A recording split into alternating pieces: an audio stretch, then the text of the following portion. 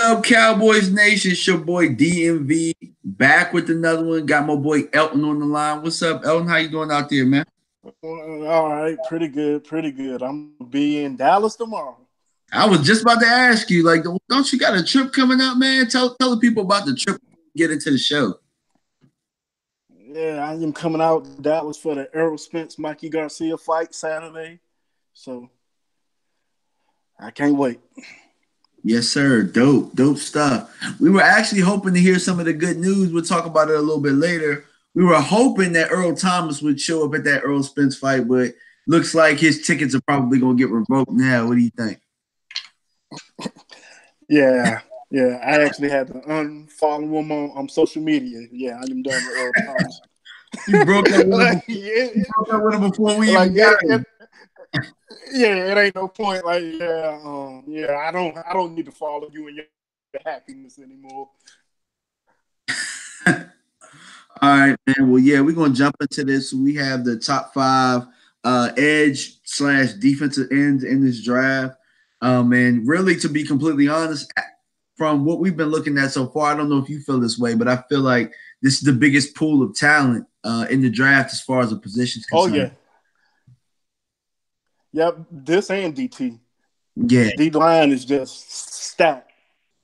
yeah, absolutely. And it's crazy because it's like I haven't gotten the O line yet, but I mean, so far I've been seeing so many O linemen getting their ass whipped that I'm afraid to go to but yeah, so all right, so we'll start with the top five. I started first last week, so you start first this week.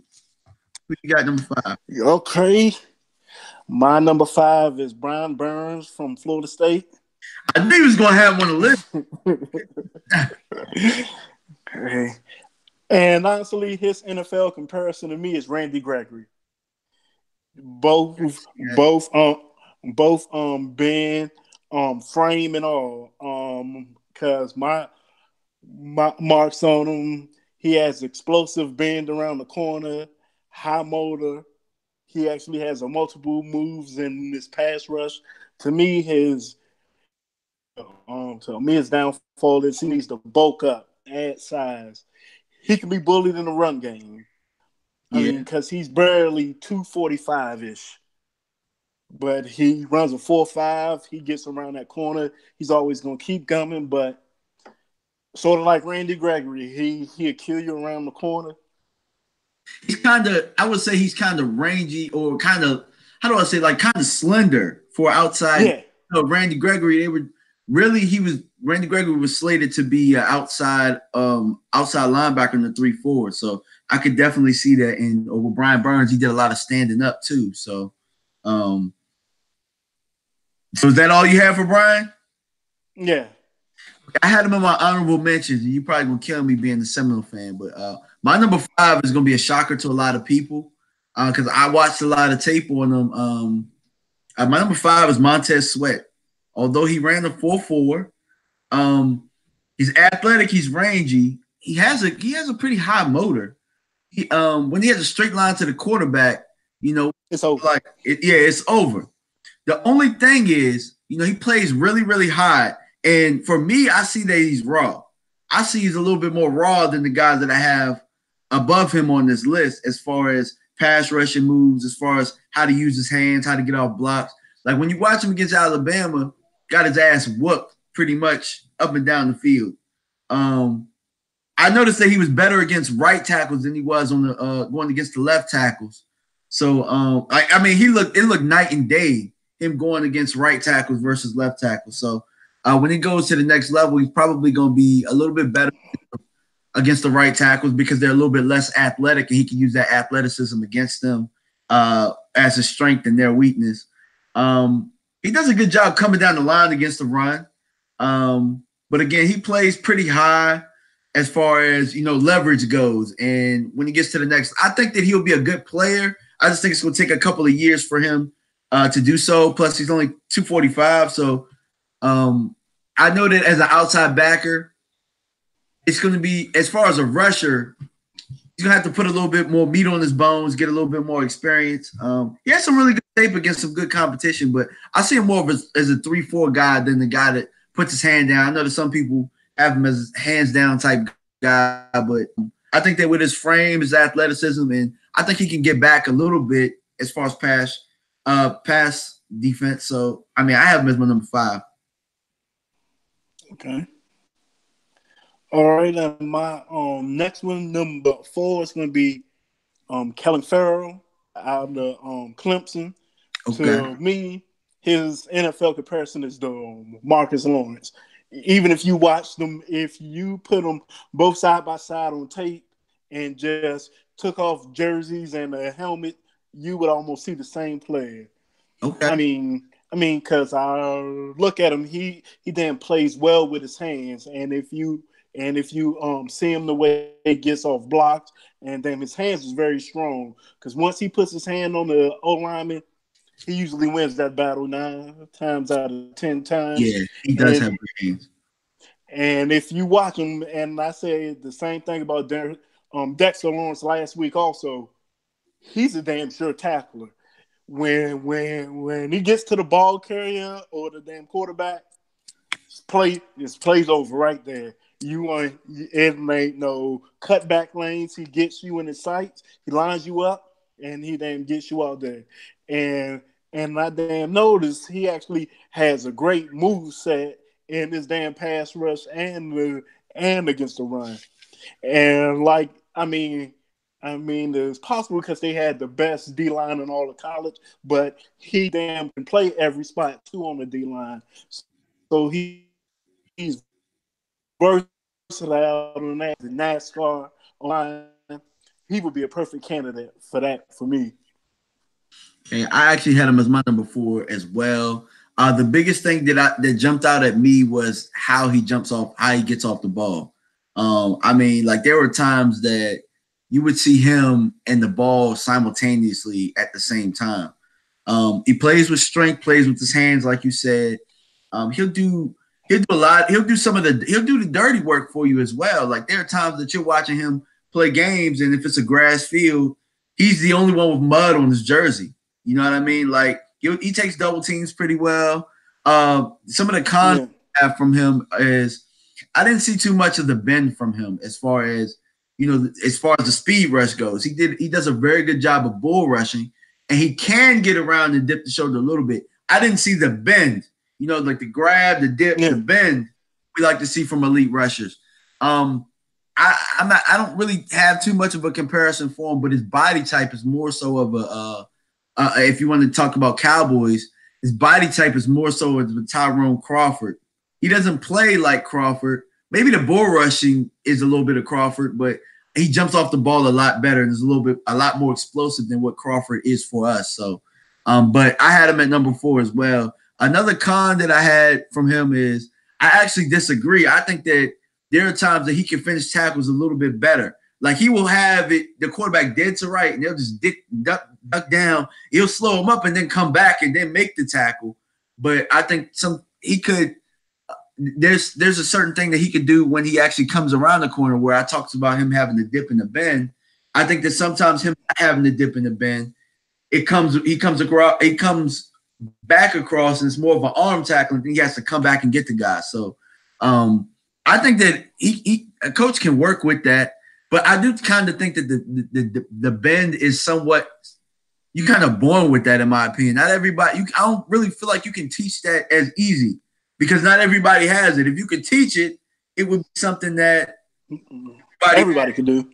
Exactly. So, but I had him as my number 4 as well. So that's interesting to see that we both were consistent with that. So, who's your number 3?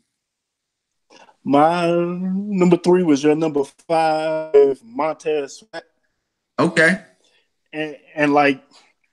It ain't real. We actually pretty much agree. I was like, to me, his comparison is like Javon Curse. Yeah, I can see that. Yeah, he was raw as hell too. Yeah, but like I said, to me, he's an athletic freak. As whoever seen the comic, he's an athletic freak.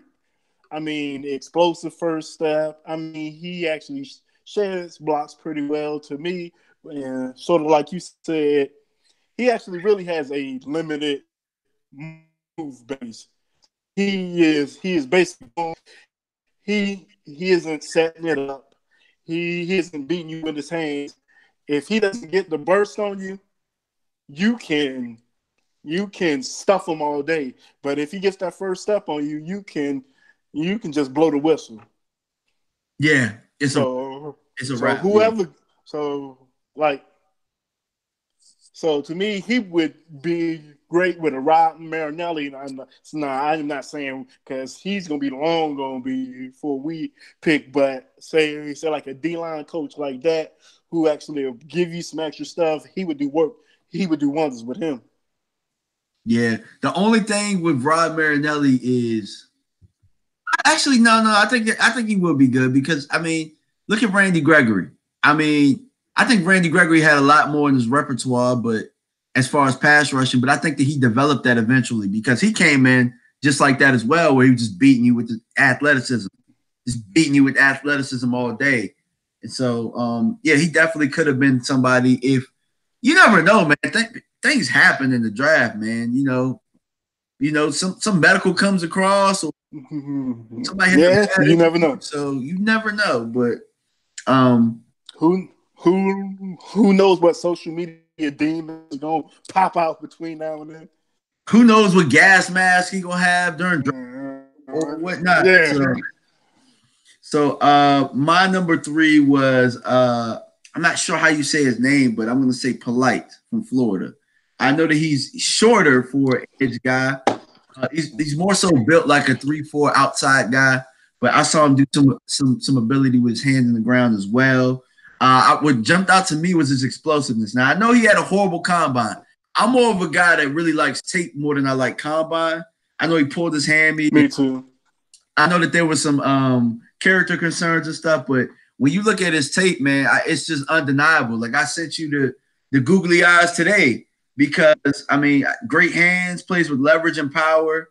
He has the bend that we were talking about to go along with the bull rushing, so he can actually set up his moves, which is a great thing for a pass rusher to have.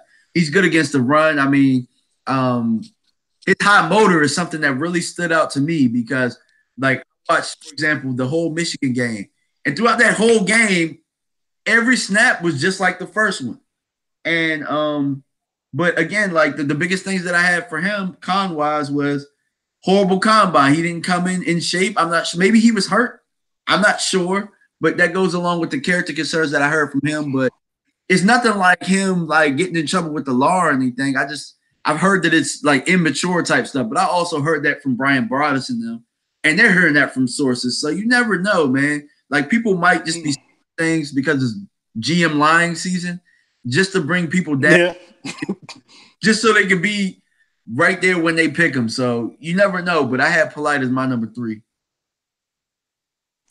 Mm-hmm. And my number 2, you actually can say is 1B, which is Josh Allen. And to me, his NFL comparison is Von Miller.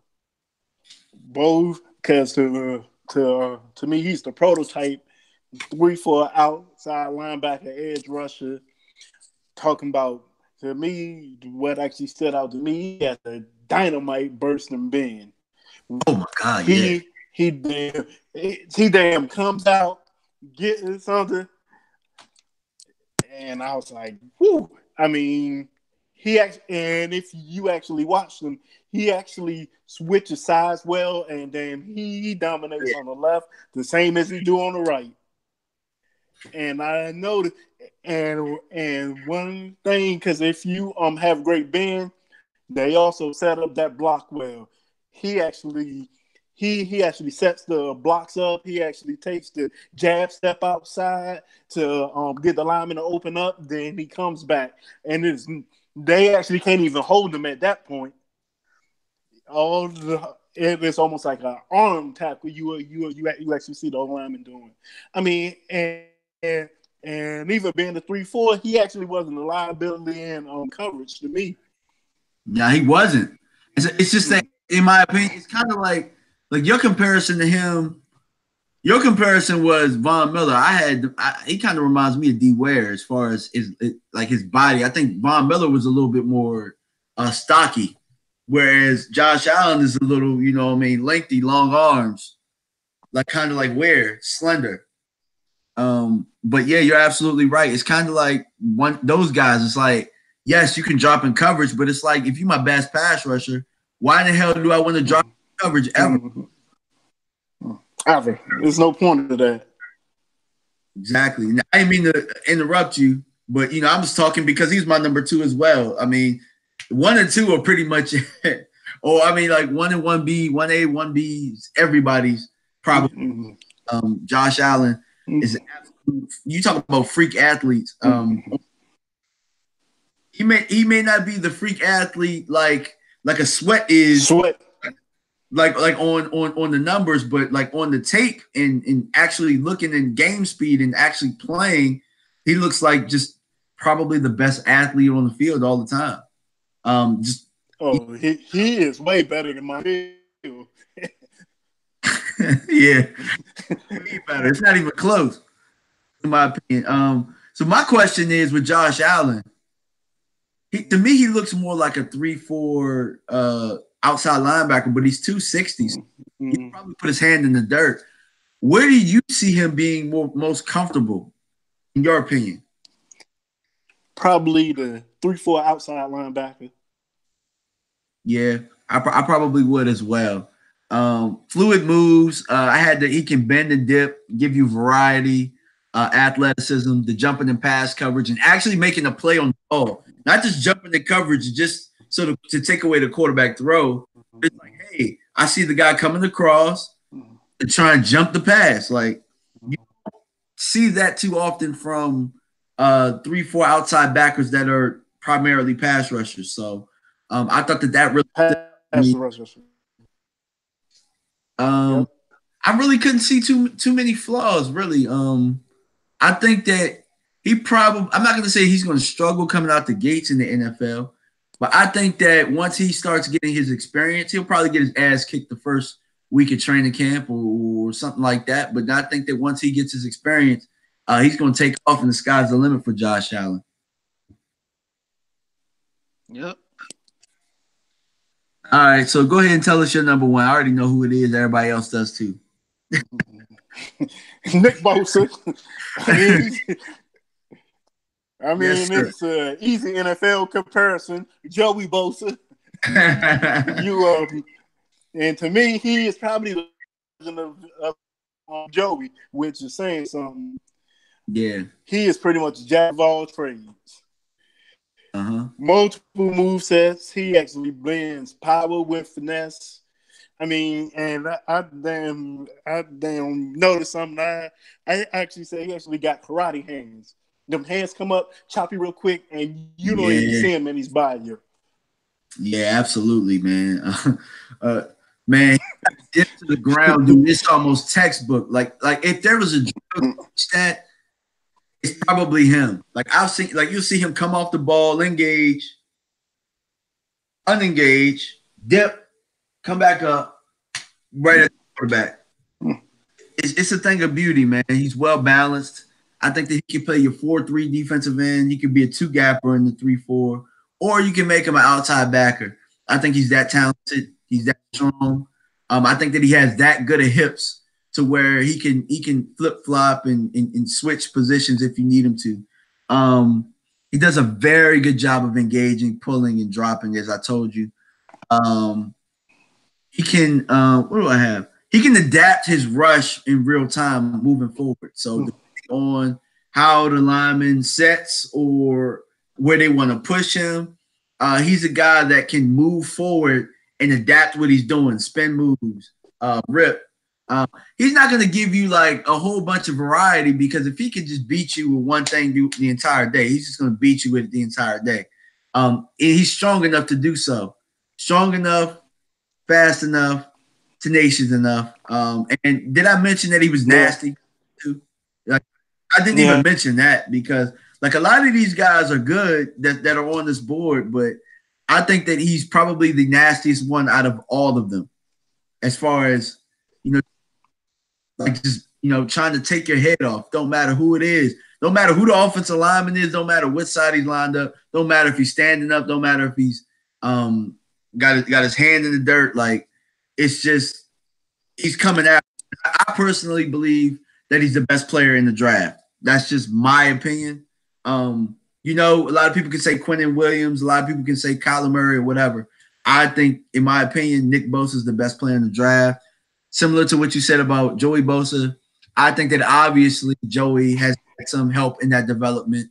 And probably, I mean, as a big brother, you got to pass down the tips that you're learning up there to your little brother. And of course, little brother is taking those tips in stride. Yep. Yes, sir. So that's our top 5 defensive linemen. What was your 5 again? Let's name them for the people who are joining a little bit late. 5, Brian Burns. 4, Kellen Farrell. 3, Montez Sweat. 1B, Josh Allen. 1A, Nick Bosa. Okay, my 5 was Montez Sweat. My 4 was Cleveland Farrell. My 3 was Polite. My 2 was Josh Allen. And my number 1 was Nick Bosa as well. So that's it for the top 5. So I'm going to leave it up to you to go into the Cowboys news that we're going to discuss, because we got a lot to talk about. We got Beasley. We got a lot of free agent signings. It's been free agent palooza. Odell Beckham getting traded. Like, what do you want to talk about? Where do you want to start is my – Okay, we can start with the Cowboys. I mean, Beasley leaving. I mean, I would have liked to have him back, but what he got from Buffalo – once again, I wasn't upset with him going. I think, honestly, because all signs are pointing at Tavon Austin re-signing, I think he could be more explosive than what Beasley is, but Beasley's probably a more refined route runner, especially in that short space. But I think if Tavon run those routes, he would take one of them quick outs and probably take it to the house. Actually, to be honest with you, man, I wanted Beasley cut last year, and I was telling you, I thought they drafted his replacement. A lot of people didn't get to watch him, but they were high on him before he got hurt. But, you know, I really think that Cedric Wilson is ready for the role. I think that where he is right now to where Beasley was at this point, I think Cedric Wilson is a better player, and it's not even close. And I think he's just as good of a route runner. Obviously he's taller. He's better run after the catch. You guys are gonna see it. Like Cedric Wilson, if you don't know already, and then you add that to having Tavon Austin. I think that really ultimately, if you think about it, you'll be able to switch those guys in and out a little bit more. I know we hate the receiver by committee, but depending on whatever you need, like you don't have to keep Beasley on the field. Beasley couldn't play the outside. Cedric Wilson can play the outside, and so can Tavon. So so if you need to move around Amari a little bit more because Beasley wasn't as strong on the outside, you can go ahead and do that if need be. With the emergence of Michael Gallup, I think that there's going to be a little bit more of the footballs going his way, opposed to, Beasley thinking that he's supposed to be Edelman. Beasley thought he should have got more than the 69 catches or 80-something targets that he was getting. So at this point, I'm not going to say this because I'm not in the meeting rooms, but if he's saying that to social media, what do you think he's saying in the meetings? There's no way he's not saying that stuff. I don't know. Like, for me, I think that Beasley did a very good job for us, but as fans, I think sometimes we tend to get into this fan favorite thing. And, Cole Beasley was baby Jesus or whatnot, and he was the little guy that we just rooted for. But at this point, you look at what Buffalo offered him. I mean, in my opinion, I don't think Cole was worth that money. But, I look at Danny Amendola. I think Danny might be slightly better, in my opinion. Danny might be slightly better than Cole Beasley is. It's just that Cole Beasley's a Cowboy, and he can do one or two things, and people just were enamored with that. But Danny Amendola, you look at his deal. What was it? 1 year, $4 million or something like that? Like, yeah. I honestly think that was probably the market for him, and Buffalo wanted to go ahead and overpay. They went ahead and did it, and more power to them. Yeah. You're gonna find out with the other Josh Allen over there that, damn, we can't even get him the ball, and we paid him this much money. And Lord knows, once it hits October and that temperature hits 8 degrees, it's gonna be a whole different ball game. Absolutely. I hated that him and Dak had a pretty good rapport, but hell, look at the rapport that Dak and Amari got all of a sudden, and then he eventually got one with Gallup. Like, I think that it's not a matter of like who are we gonna find to come in and get that chemistry? Like, I think that Dak has shown that eventually, like, if you guys are on the same type of page, he's gonna get that chemistry with you. And if you run your routes right, he gonna get it to you. Exactly. If you don't get jammed up, if you can do more than one, he'll get you the ball. I mean, that's just what it is. And I think that, Cole was cool. But I think that having bigger targets on the inside will do him some good.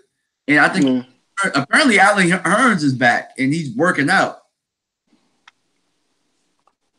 So yeah, and actually Hurns is very solid in the slot. So to me, it's not a big loss. I never thought it would be. Now, if you told me Zeke was going, now I might be on here crying. I just thought Alabama might not have showed up. But Cole Beasley, all right.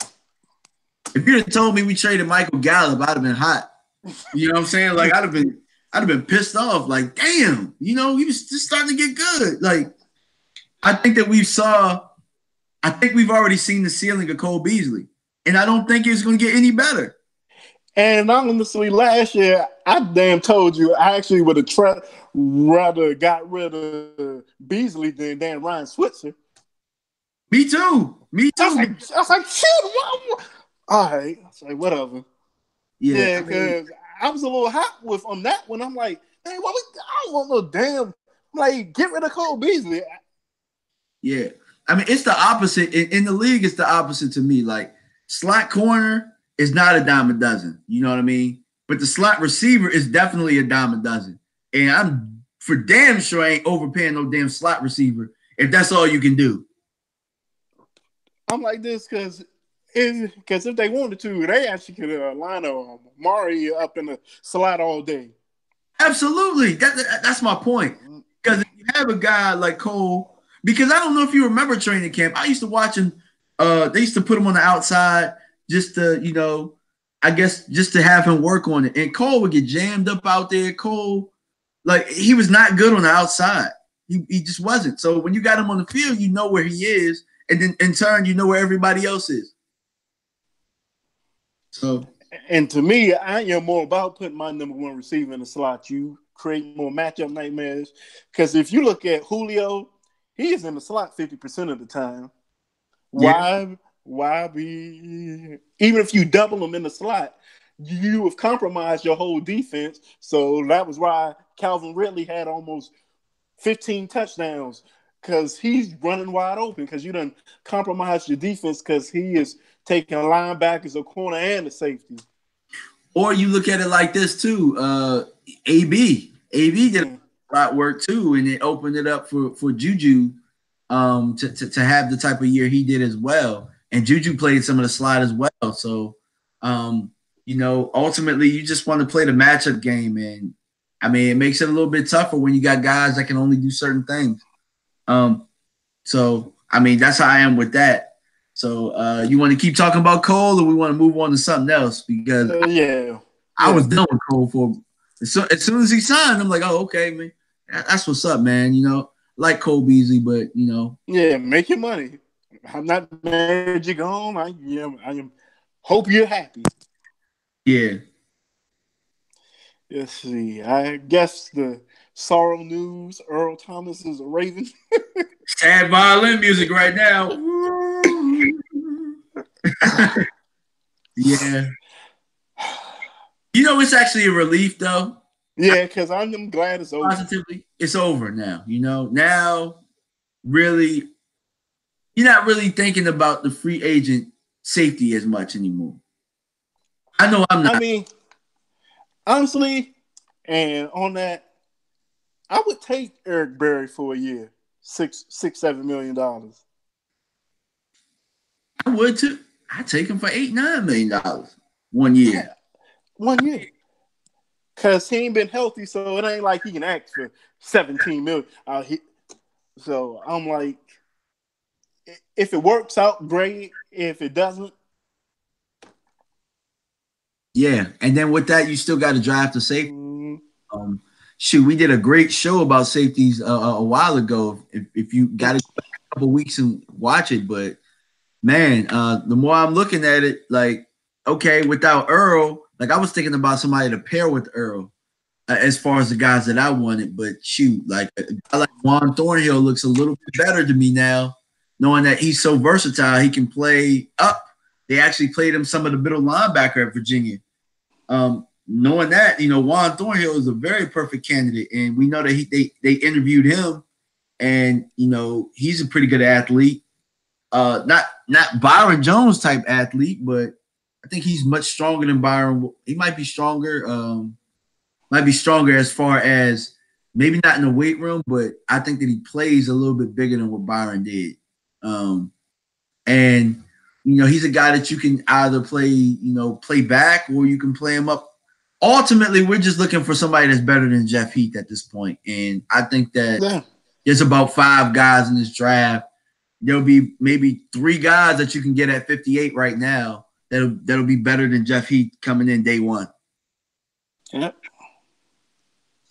So yeah, Earl, that hurts, but let's go on. And I mean, somebody that probably has a sigh of relief is probably X Woods, because he's not going to have to come down in the box and change his position.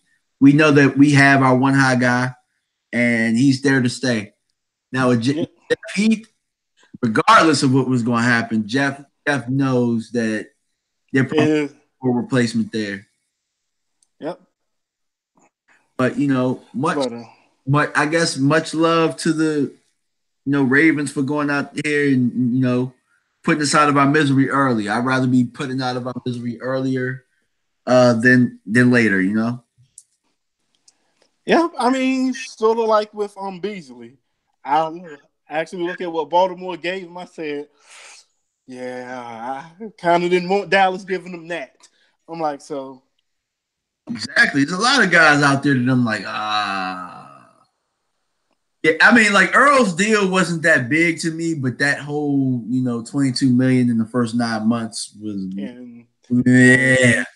$32 million in the first. I said, oh, nah, Earl, I like you. Maybe on Madden I would do that deal, not in real life.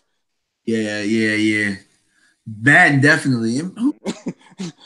I'm thinking, well, I don't know, $22 million in the first 9 months might have worked out for us, but I just don't know if I was willing to do that. Because really, if you think about it, if you extend Dak and Zeke and stuff now, like that $22 million ain't gonna matter. Like it would have just covered up pretty much this year, and then it might have worked, but I don't know. I don't know. Especially for a guy that's broke his leg 2 of the last 3 years. I'm like, I can't quite. Exactly. So if that's what it took, then more power to him. But there's so much going on for us, and Will McClay, Steven, you guys got to get back to the drawing board. I mean, at least the guys didn't go on vacation this time. I told you that earlier. Earl Spence kept him in town, so maybe they did stay in town to try and make some deals happen. But I mean, it just didn't happen. It's a dream for a lot of people. Now, if they go sign Eric Berry for a year, I would be happy. I'll be happy. I'm like, because healthy is probably the second best safety in the league. So, I mean, I'd be happy to have that for a year. And if he works out, good. If not. Yeah, absolutely. I mean, you know what? Sometimes you got to take them 1 year risk. The Rams did it with Sue, and maybe he didn't play like Ndamukong Suh the whole year, but when they needed him to, he definitely, especially Yeah. against, I mean against us and against the Patriots and stuff for that playoff run. You definitely needed it, and they got it. So I'm with you. Eric Berry, 1 year deal, prove it. Yeah, definitely. What better place to have a prove it deal than to do it in Dallas? Because everybody that has a prove it deal for some odd reason, they do prove it, and we can't keep them. Yeah, he is 30. We already know we ain't trying to have him for the next 8 years. So I would be happy with that. Will we do it? Probably not. Probably not. But and then I also think is Eric Berry the Chris Richard type of guy? Because Eric was kind of a play by the field type of safety. You know what I mean? Like he's kind of not gonna say a wildcat, but he can kind of just feel it more so than the scheme. So for that to work, you would have to know, like if they were to bring him in, you would know that Chris Richard thinks he's a real good fit. They're not gonna bring in anybody that is not a good fit to what he likes to do. So to go after Eric Berry, know that he's a fit. you see, I actually like re-signed Cam Fleming.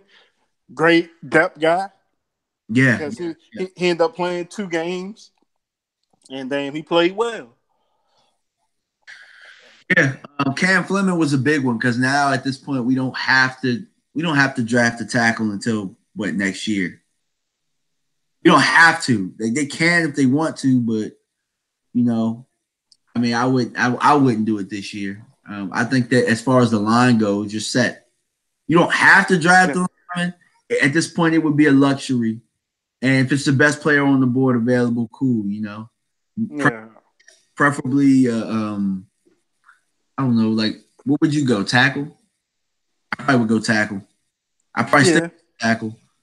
Yeah, because I don't think they're gonna bring Lyle back next year. So, but if you're in a position and there's a tackle there and happens to be a really, really good player, I think that makes Collins acceptable at this point. With a contract year, I think a team that needs a tackle would definitely bite on that. Yep. So, and they signed back the fullback Olagali, which was a shock to me, which tells me, well, Kellen Moore's going to at least use a fullback. So, yeah. Hopefully, because we sure as hell didn't use them last year. My question is, are you sure they're going to use the fullback, or just signing them as an expensive-ass special teams player like we had him last year? I would hope they would change some things. So I'm going to just say, well, we'll see. But the luckily with having Zeke, he can run in 2 tight end formation, and then he can run with a fullback. So yeah, I'd like to see Zeke more with the fullback a little bit more. Just for the power formations, if we're gonna try and punch it in the goal line, I'd like to see a fullback a little bit more because then you can slip them to the flats and get an easy touchdown that way. It's something that the defense will have to worry about. Yeah, just hopefully he catches it this time. Or he can run the ball. Like, why didn't we do any fullback dives? Like we always do all this old ass Cowboys '90s stuff, but we sure as hell used to give Moose the ball every once in a while. Yeah, we used to give Moose the ball a little bit more than I wanted us to, but we did. We gave Moose the ball. Olawale can run the ball, so I didn't understand why we didn't do that so much to keep Zeke fresh a little bit more, because there were times he jumped in, I think, at tailback for Oakland, and he was the tailback, so he can run the ball. Why not? Yeah, I'm just hoping they do a little bit more creative things, and Jason's ass is on the line, so I actually highly doubt it is going to be conservative. Well, here's my question then. Yeah, his ass is on the line, but if his ass is on the line, why aren't we doing a little bit more of the 1 year deals to go out and get some of these guys? Like, why wouldn't you have offered? I'm not sure what they've offered anybody, but it doesn't seem like they've gone after anybody. Now I get it, the bad teams spend the most, but there were guys. There was definitely a guy that I'm not sure if they ever reached out to Earl's team, I know that they did, but you know what I mean. Like, I'm not sure any offers were ever really thrown out there. Is what I'm saying. And you kind of knew that it was going to come. Like for a team so desperate for that, I'm really surprised. I think we probably been bracing for this for probably the last week and a half because it's pretty much come from all the Cowboys insiders. They ain't getting Earl Thomas. What he wants, they aren't willing to pay. So we was holding out hope. Okay, maybe something. But, I mean, it is what it is. I got faith in the front office. Yeah. Okay, so I'm gonna go to a couple of people in the chat right now. Joseph Sandberg says he heard we might trade a lower pick for Agba. How do you feel about that?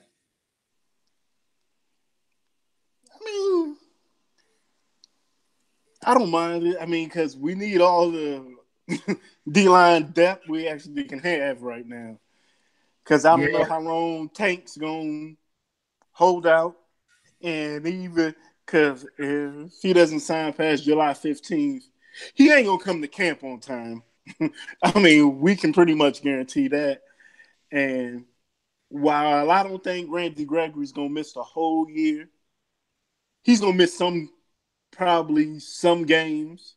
Even if they reinstate him at the end of the preseason, he is still going to need some time to get back into game shape.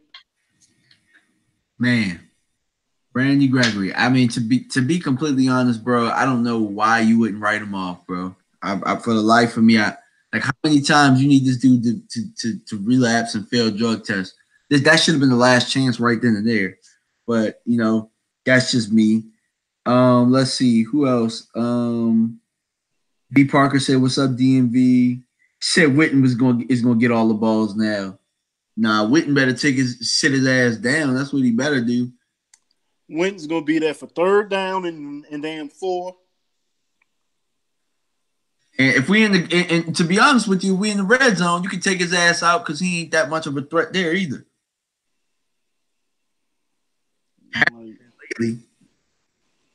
Unless it's up the seam or something, but he ain't running nobody no more. So honestly, if you really look at it, everybody talk about Witten's touchdown numbers compared to Tony Gonzalez, Gronk, and Antonio Gates. But if you look since Witten has been a Cowboy, he's had more number one receiving threats that were red zone threats than any of those tight ends because he had T.O., then it went to Miles Austin, then it went to Dez Bryant.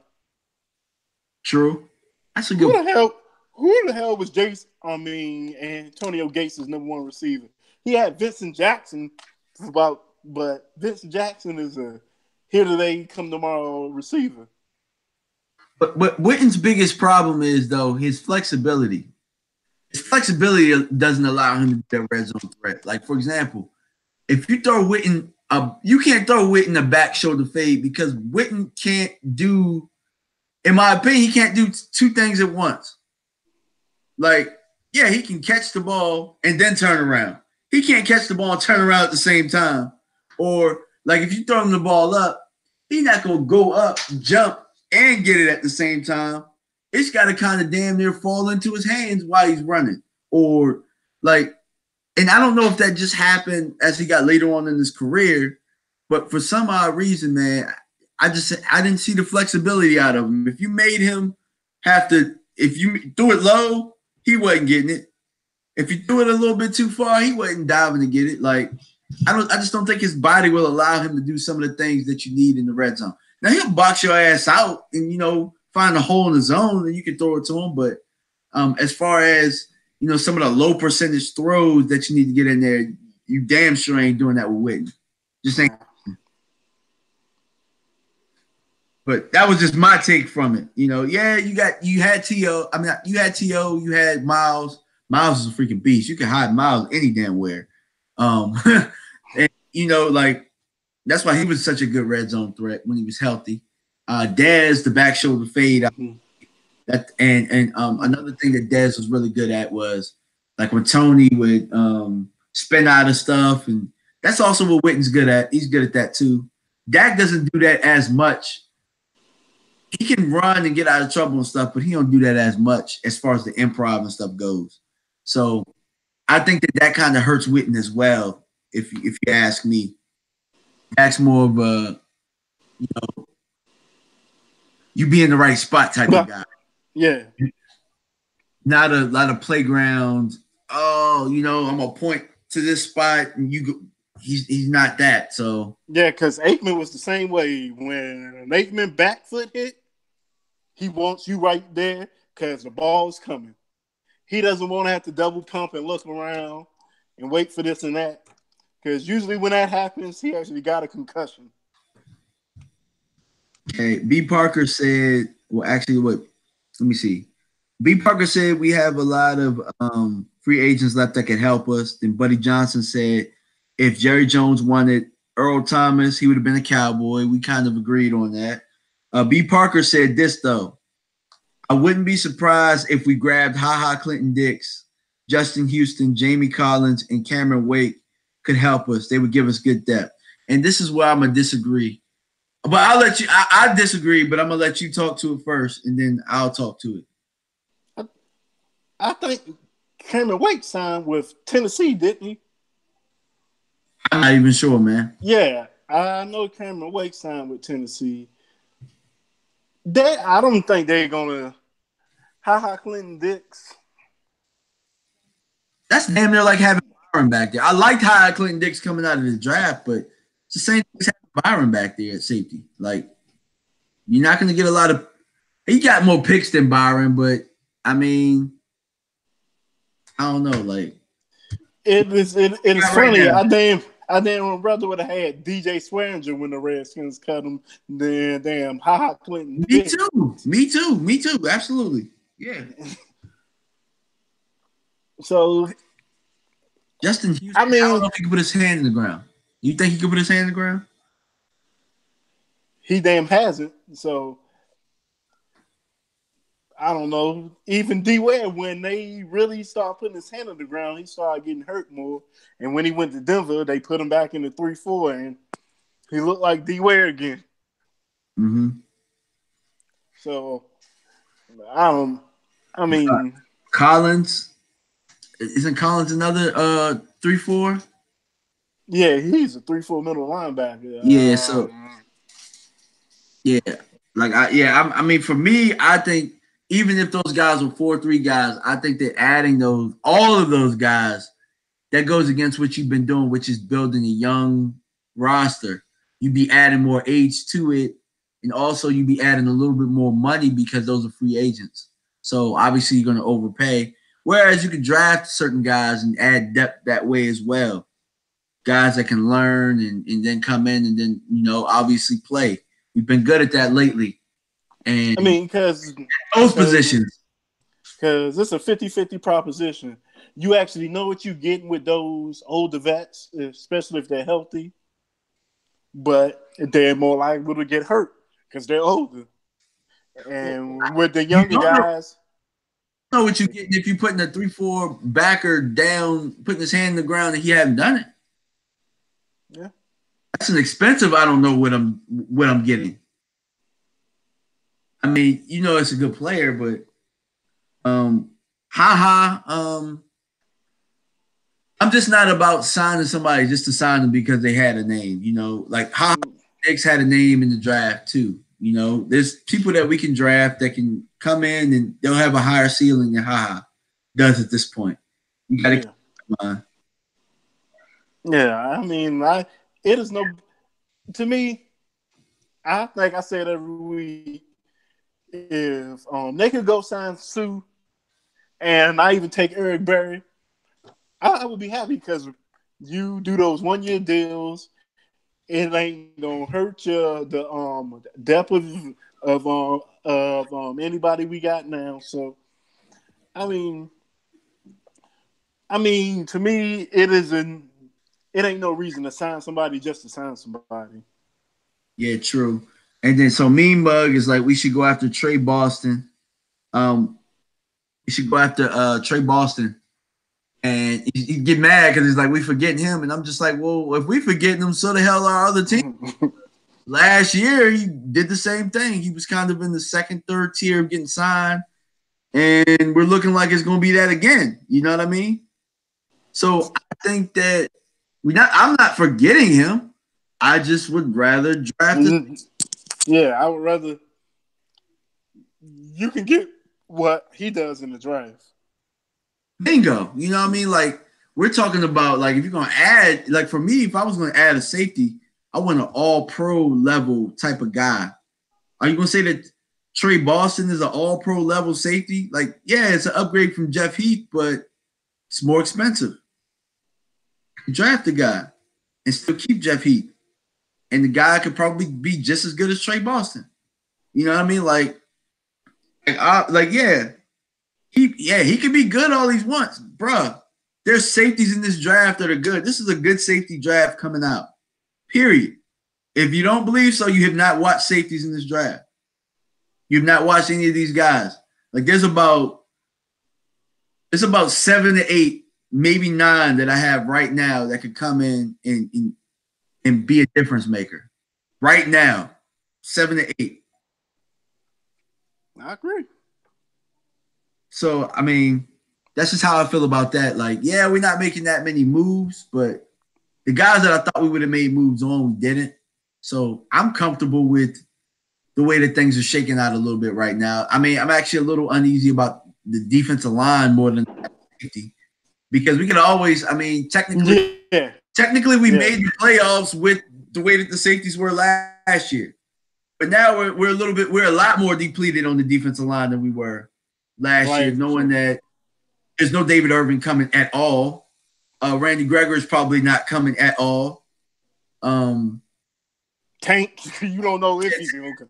Yeah, Tank might hold out. You never know. So I'm a little bit more worried about that than I am the safety position. But it'll happen. We'll be fine.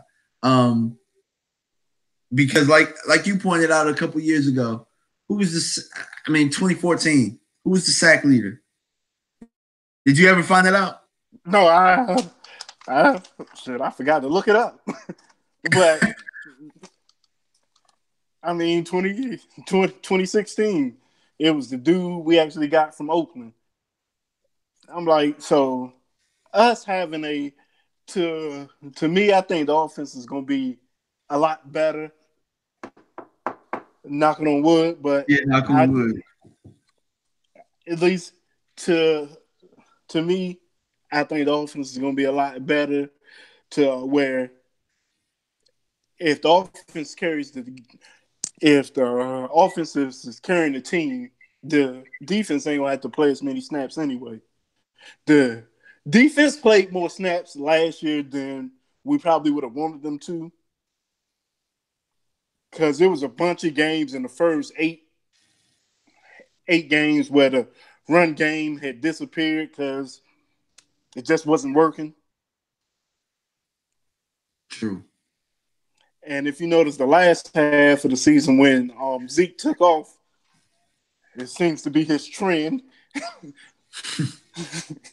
Yeah, man. Dude. That mug Zeke will show up the first month of the season like he just ate like he just finished a hot dog eating contest and he was trying to play a football game after it or something. Just bloated the whole time, tired, out of shape for some odd reason. But when October, November hit, pay your ass up. Yep. So I can live with that. But I think the offense is going to be good, and I'm not worried about Witten being back personally. Hold on. Time out. Mean Mug is saying he's feeling us on that, but you got to admit Xavier Woods is out there lost, and he was saying that Jeff Heath looked bad because a lot of times he was peeking to try and make up for Woods. Nah, I'm gonna call bullshit on that. I'm gonna call bullshit because Xavier Woods last year was his first time. So what the hell is the excuse for Jeff Heath the years that Xavier Woods wasn't out there? I'm not gonna use that as an excuse. Hell no. No. I think Xavier Woods was lost coming back from injury. I think the first couple of weeks, yeah. Remember that Seattle game? Yeah. When Russell threw the seam pass up the middle, yeah. But yeah, I'm not gonna blame Xavier Woods for Jeff Heath. Jeff Heath is a player, dude. Because really after that, I can't really think of too many bad games Woods had going down the stretch. Me either. Hell, I seen Byron Jones more lost than him. Yeah, because Byron's got his ass tore up really that last half of the season. But yeah, like Jeff Heath is a solid player, and I would have been there for 2 to 3 games if somebody got hurt or something like that. But nah, man, we need more out of that. We need more out of that strong safety. I think X did a really solid job as the one high safety. I think he did a solid job, and they'll tell you that because think about this: because if they was gonna bring Earl in here, guess whose ass was gonna be grass? It was gonna be Jeff Heath. They was talking about moving X Woods down. They wasn't talking about moving X Woods back. I mean, like it wasn't talking about moving X Woods to backup safety. That wasn't the talk. The talk was moving X down. Keep that in mind. So yeah, I'm not gonna agree with that one. No. Let's see. Woods is a hitter. DJ Cobb said that. Joseph Sandberg said Heath also had to play on the hurt ankle. I mean, possibly, yeah. Everybody's banged up though, man. Like, it just so happens, like, yes, he could be a fan favorite. I like Jeff Heath. Yeah, I mean, he's solid. He's a playmaker. So he is just not the guy I want to be my starting strong safety. Man, to hell with all that. Look at this. We was talking about replacing Sean Lee and having the Sean Lee replacement. He's a way better player than him. You know what I'm saying? They talking about we might have to replace D-Law if we can't sign him. So if we can talk about all that, I could damn sure talk about replacing Jeff Heath. I'm talking about replacing Byron. I'm talking about maybe we should trade Byron because I don't want to pay him $18 million a year. Yeah, because he's not an $18 million a year corner to me. Yeah, I'm just saying, like, nah, but X Woods is making about what? $700K, $800K?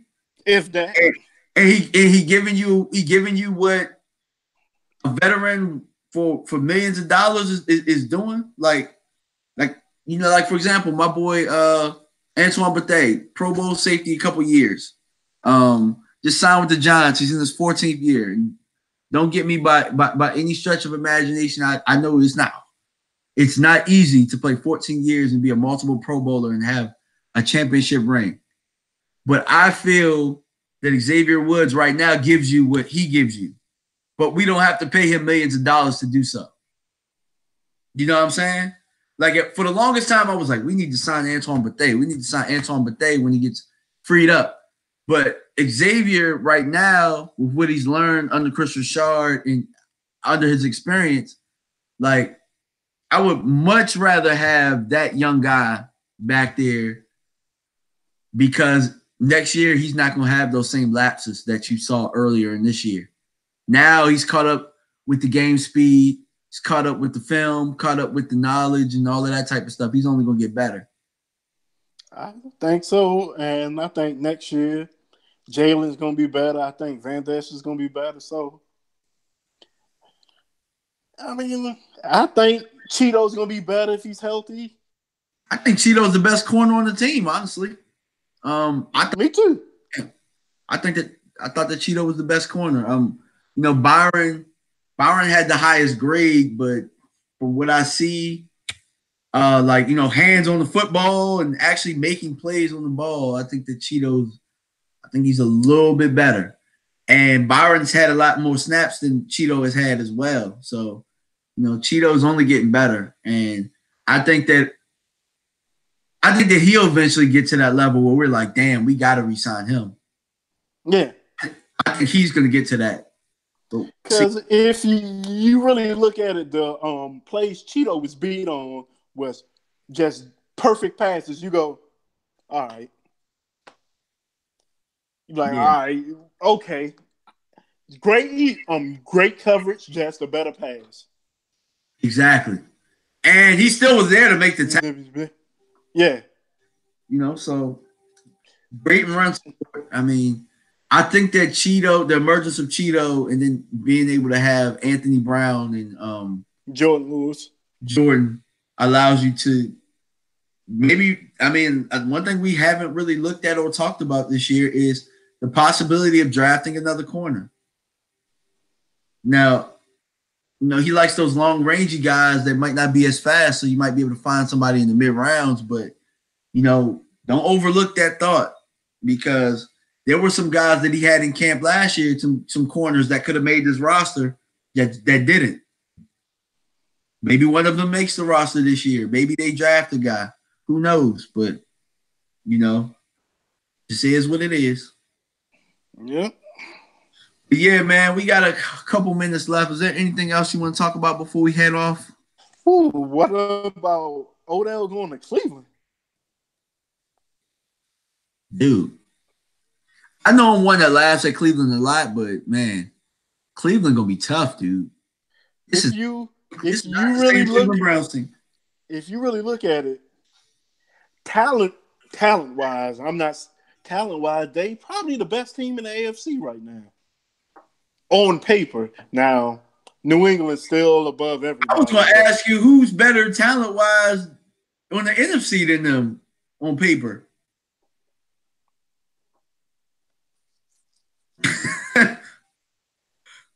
I mean, there's only one team that I could possibly think of, and that's New Orleans. Other than that, yeah, because the Rams. I don't think the Rams got the receivers like that. Hell no. Yeah, so I think on paper, I think they're the most talented. I think they're the most talented roster because they got a defense too. Yeah, they do. Young guys. Yeah. So I mean, damn. Unless Baker really has a sophomore slump, like we might be. I don't see that. Browns might win 10 games this year, man. They might. Shoot. I don't think they're ready to go to the Super Bowl, but I think they'll win. Baltimore's going to fight them neck and neck, though. I was going to say, Pittsburgh got weaker, though. The Bengals are weaker. Baltimore's probably better. I think Baltimore's better than they were last year. The thing is, the wild card. Didn't they just lose a backer? The Jets? Did C.J. Mosley sign with the Jets? Yeah, I think he did. They signed him to $50 million guaranteed too. Yeah, the Jets is out here spending money, dude. They are splurging. I'm like this. Sorry ass Jets. And the goddamn year we damn gotta play him too. Come on. So, which is then why I actually wasn't too mad with damn Odell going to Cleveland. Like, we don't even play them the next year. So, but hell, they're going to be a lot better next year. Well, they helped us get 2 more wins because, we were beating them with the Giants. So now the Giants are really tanking. There ain't nothing the Giants can do this year. It's going to tell me that they're not going 3-13. Yeah, because all you know is Saquon is getting the ball. They about to be like the Lions, bro.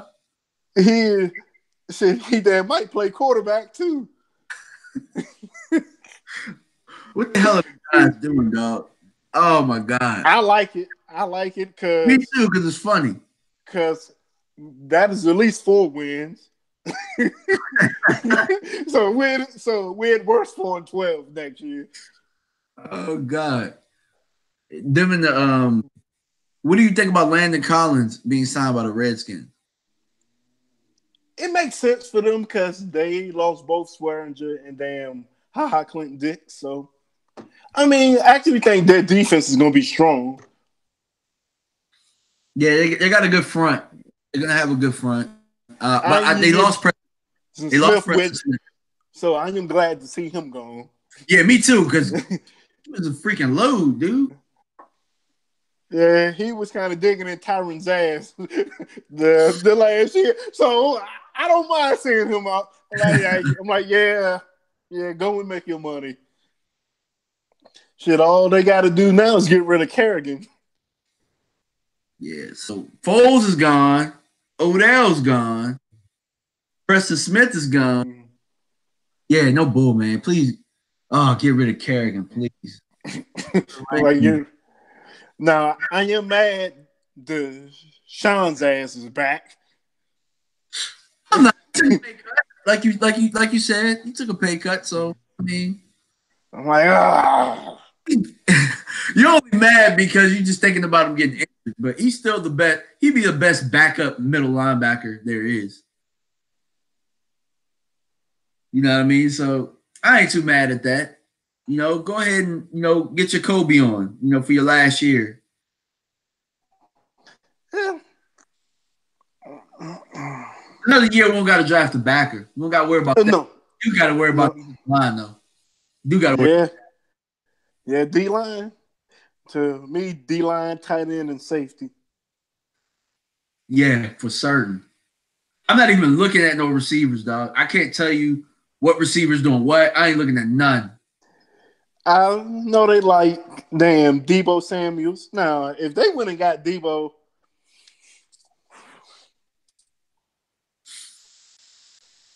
I'm like, oh hell if they got the guy of Buffalo I was telling you about, I'm like, we're gonna be pretty nasty on offense. Nah, man. I need my Jay Sternberger or oh yeah. I heard what's the dude from Iowa? Damn, we had Hawkinson. I heard he might drop, dude. Boy, if Hawkinson drop into that second round, man, I'd be like a kid in the candy store, dog. Kid in the candy store. Because I know they ain't gonna jump all the way to like 33, but if he hit the 40s, yeah, get your ass on the phone because that's the future right there. That's the future, definitely. Go ahead. Sort of like how I was with Derwin James when Derwin hit past 10. We should have been making phone calls.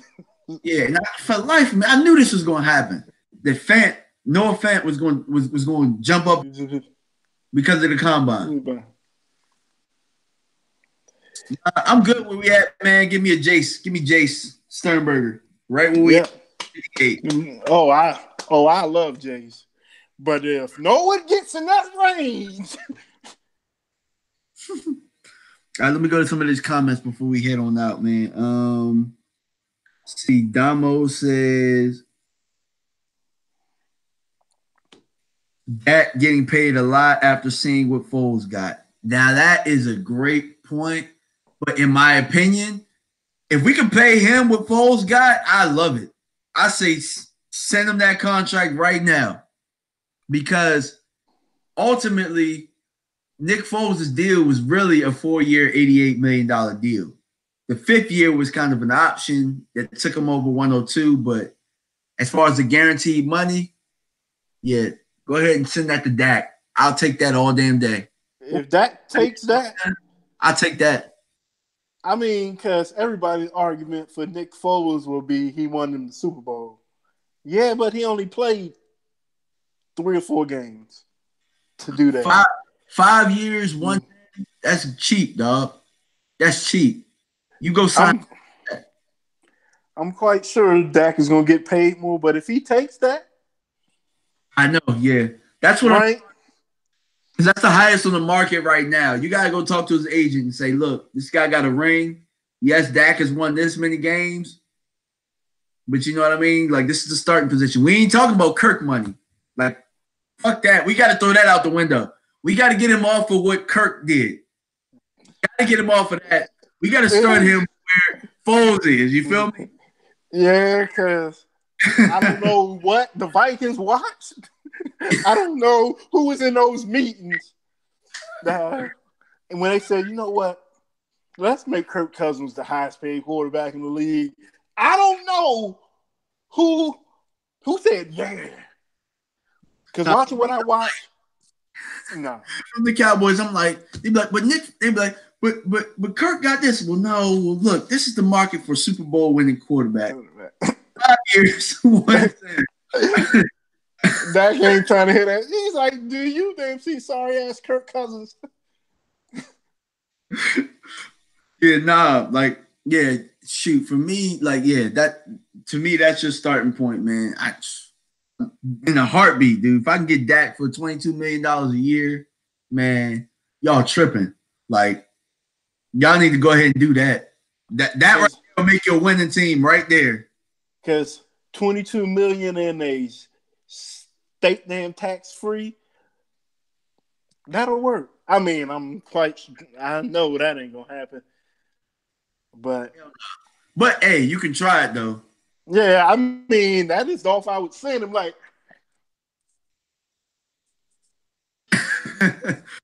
like, what you think? Yeah. So we can give you 5 years, 115. I mean, hell, you know what? I would offer him the same contract, but I would just guarantee $88 million of it. Yeah. Yeah, I mean. Yeah. I mean, because technically that would be Kirk Cousins' deal.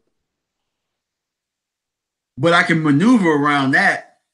Because technically you're not giving them really $22 million a year. You're not giving them 22. Like, you can float a lot of that money. Like, you can play with a lot of that money, and then you'll be able to find and sign some other deals. See, we can't really get nothing done until we sign Dak ultimately, though. Like, yeah.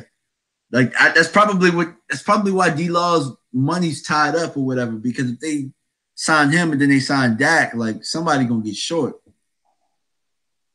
And then you got to tell Dak, like, look, you want Amari, don't you? You know, well, it's the contract on the table, buddy. 5 years, 110. Let's see. Damo also said D-Law might get traded. Okay. We talked about that. I think we got to do it. It sounds bad, but I think we might have to, because I can't see us having 4 big contracts. Can't see it. Let's see what else. Let's see if I can get one more before we head on out.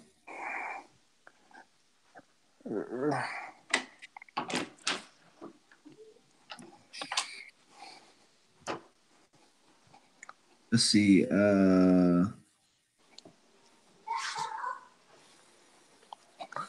Antoine Myers said this. Dak compared to Foles stats the same. Dak has so much luxury around him compared to other teams, and people act like Dak has nothing. Now, see, for me, this is what I say. Because Kirk had a lot of luxury that he worked with as well. And the Vikings were some shit.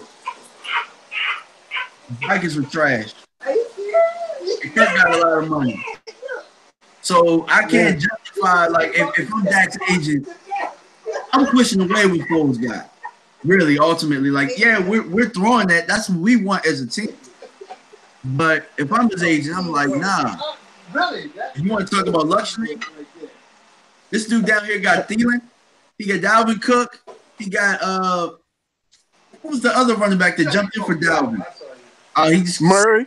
Yeah, they had Murray. Stephon Diggs. Kyle Rudolph. They got who? Kyle Rudolph. Kyle Rudolph. So you ask me, Minnesota got more luxury than we got. Yeah, hell yeah. They got more luxury than we got as far as playmakers go. So how can we justify Wow. and then say, well, you're doing just what Foles doing, so you should get Foles money? Like me personally, I'm only saying that because that's the first deal that was thrown out there. That's the highest deal that anybody has gotten right now. So that's the only why I say throw that out there. Try and reset the market for what the quarterback is. If he goes ahead and take it, cool. But he has every right to go and say, well, look, this is what Kirk is doing. He got the luxury around him. And go to the playoffs. So you got to do a little bit better than that. Hell, if you looked at it, their offensive weapons was better than ours, and they in Washington then. B. Parker said, I honestly feel like Mike White could put up the same numbers Dak did. I disagree with that. Well, actually, maybe he can put up the same numbers, but is he going to win you the game? Is he going to win? Let that happen, and then when we're 2-11, you're going to be like, okay. Now, when we 2-11, you're going to be like Tua.